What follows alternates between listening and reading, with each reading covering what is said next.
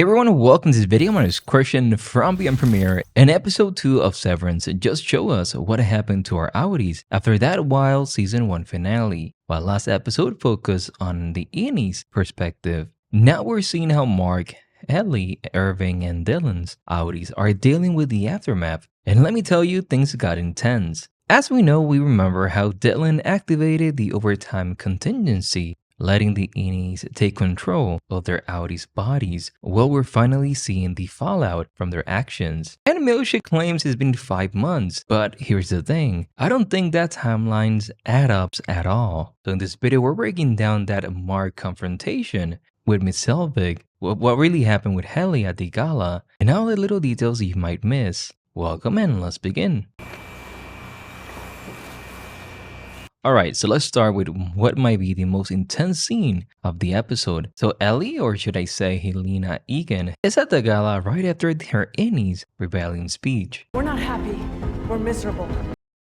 Remember last episode when Helly Innie exposed Lumen treatment of severed workers to all those inventors and journalists? Well, now we're seeing the immediate aftermath, and it's crazy. So Kubel rushed into the damage control, but what's really interesting is how calm Helena appears. She's just been giving this speech about Lumen, breaking his employees, but in walks Kubel to find her perfectly composed. And here's where things get fascinating. Their conversation reveals that Helena may have planned this whole thing. Well, that's what she's saying to her. Even the thank you for acting so quickly, that's the key word here. Then even Helena responds with, "You save us from disaster." But did she? As we can see later, she records a speech about how it was the opposite. But what disaster is she talking about? Well, think about it. If you remember back to season 1, she chose to get severed to prove that the procedure was safe. But maybe that was not the whole story. Then we get that fascinating exchange about loyalty. Kubel says Helena proved her loyalty tonight.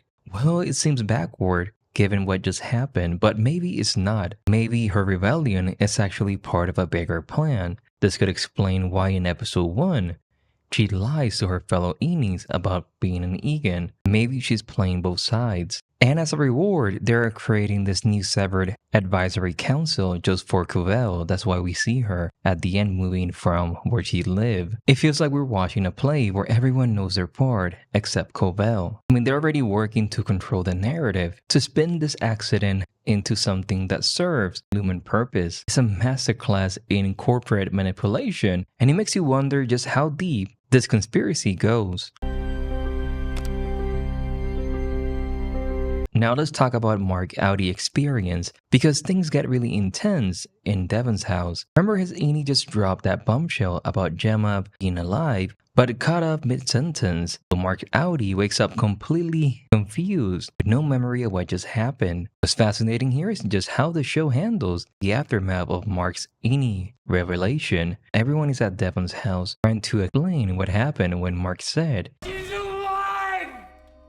they keep insisting he must have been talking about the baby, but even Devon's face during the scene, she knows something's off. The way they're all trying to explain why it feels forced, especially with Rickon pushing his interpretation. And here's where it gets really interesting. Even when Mark is holding that photo from his Innie experience, he has physical evidence from a moment he cannot remember, but maybe his Innie knows something about it. The show is brilliant at these little details that highlights just how severed and unsevered memories can bleed into each other. And then at the end of the episode, when we get that confrontation between Mark and Miss Selvig, the tension is incredible when Mark asks her, straight up, "You know something about Gemma?"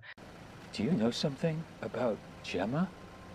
This is huge because this season is gonna focus around this. His outie is finally going to start question, even if he doesn't fully understand why. And Mrs. Selvig, she knows she's been exposed, but she's trying to maintain control of the situation.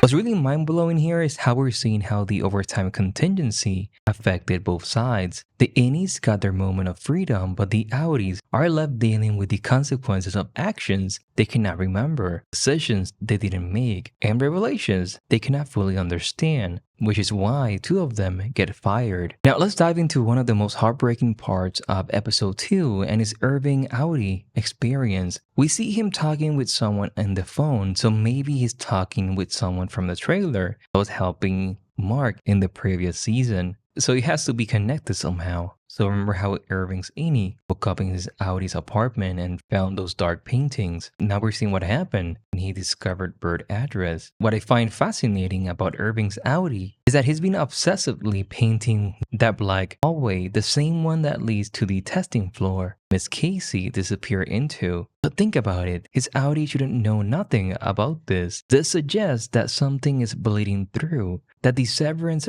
steps or procedure is not as perfect as Lumen claims. Even that scene with Irving when he arrives at Bert's house, we don't know what happens, but from the trailer, we know that there's gonna be a conversation as we see Bert. We know that Irving Audi seems to have military background, maybe. So this adds something interesting to his character. There's not a lot of that we know about him. So these little details are what makes Severance so brilliant, connecting the two halves of these characters. And those paintings, the repetition of that dark hallway over and over again, it's like his subconscious is trying to tell him something. The same way Mark Audi was drawn to the tree where Gemma died. These memories, these connections, they're finding ways to surface despite Severance. And the last part of this episode is Dylan, as we see how his story is different. So he's a different guy. I saw he doesn't, I don't know, he was rude to his wife, Gretchen, and now we know they're trying to control him.